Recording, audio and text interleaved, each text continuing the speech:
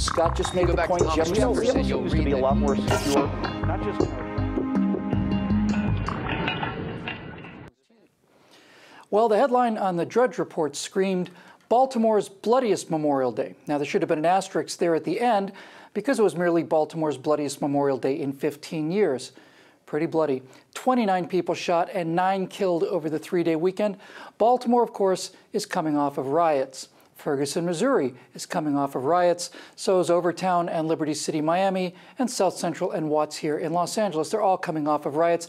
But these are simply just flares. They're just outbursts from a volcano whose deadly magma of violence, crime, and despair flow daily under all of our great cities. So in this 3-part trifecta, I thought we might take a look at the catastrophe of America's inner cities and see if we can get, well, if not a handle, then at least an insight into the problems we're facing today. So in part 1, we're going to look at the drug epidemic that's both a source and a symptom of the problem.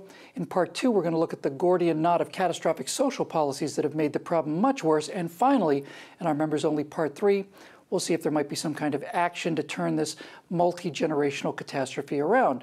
So joining me now to plumb the depths of this are Trifecta regular Scott Ott, and sitting in for Steve Green is PJTV's designated Twitter, Steve Cruiser. Gentlemen, in the immortal words of Charlie Sheen, let's start with the drugs.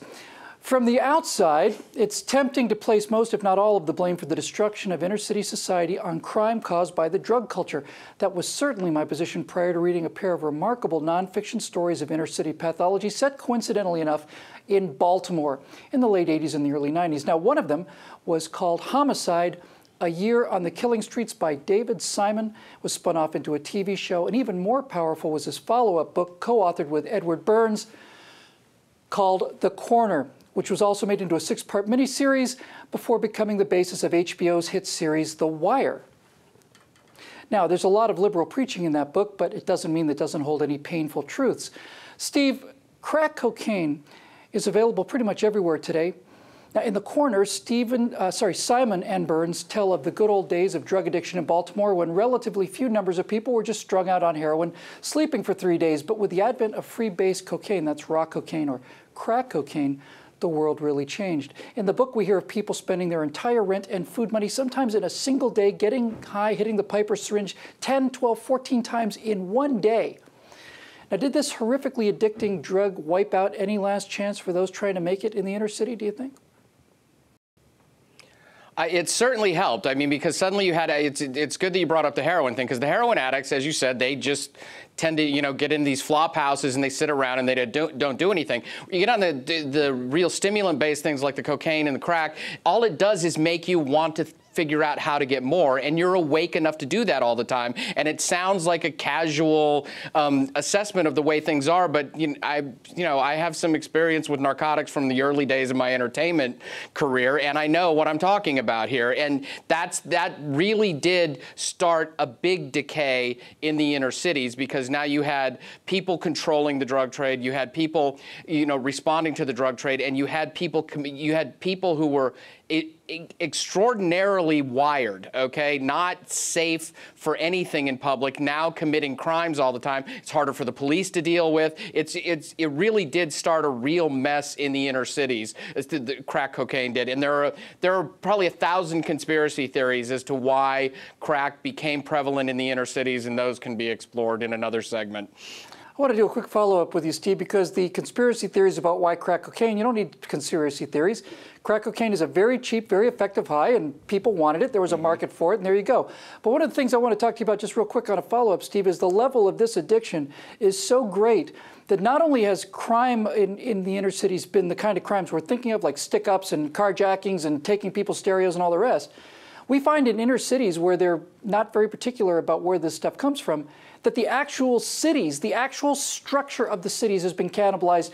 People are tearing copper wires out of buildings and selling them for 2 cents a pound. People are pulling aluminum window frames out of buildings in the middle of winter and selling them for 3 or 4 cents a pound. The city is actually eating itself to feed these addictions.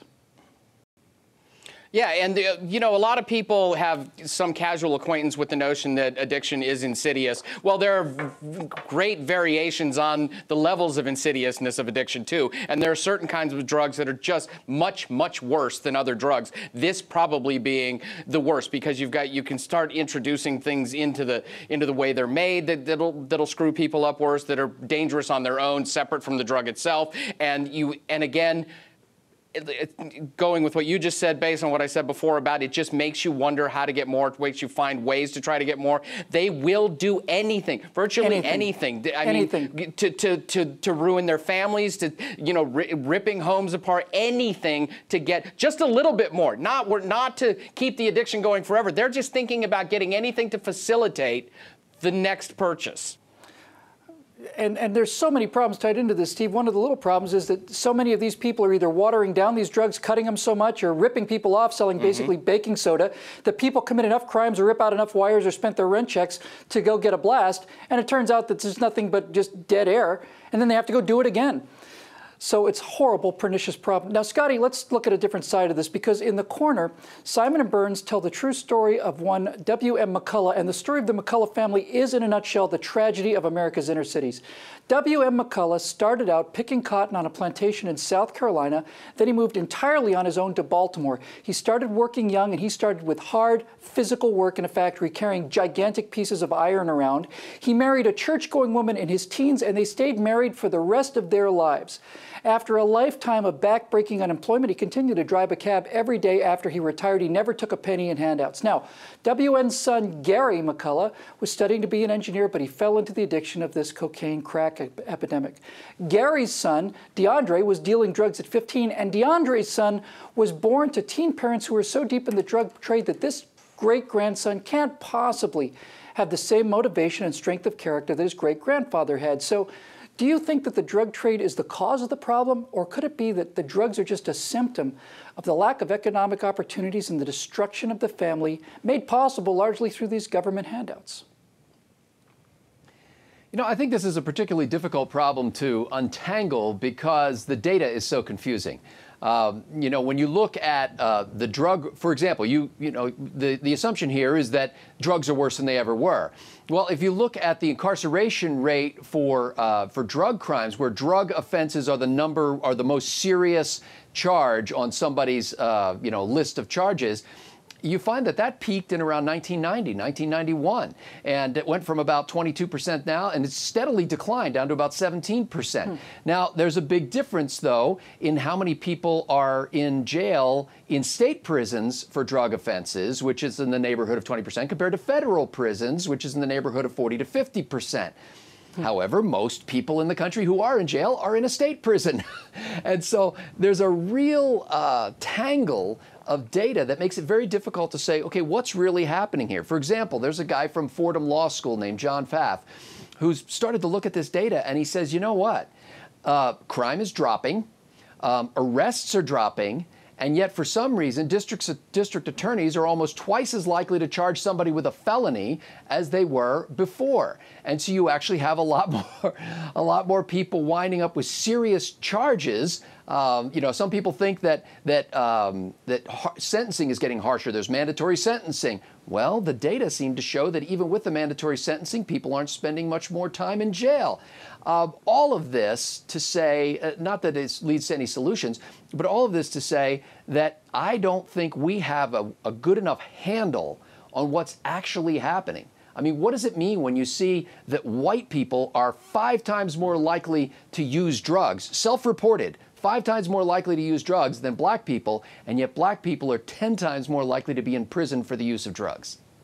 Self-reported is a big part of it. I would say, number one, I don't know whether you can arrest your way out of the problem. I know that for a while there I was working as a glider port in the Mojave Desert, and in order to keep busy I had to go out and rake rocks out of that desert, and I moved a lot of wheelbarrows of rocks in 115-degree temperature. You know what's underneath those rocks, Scotty?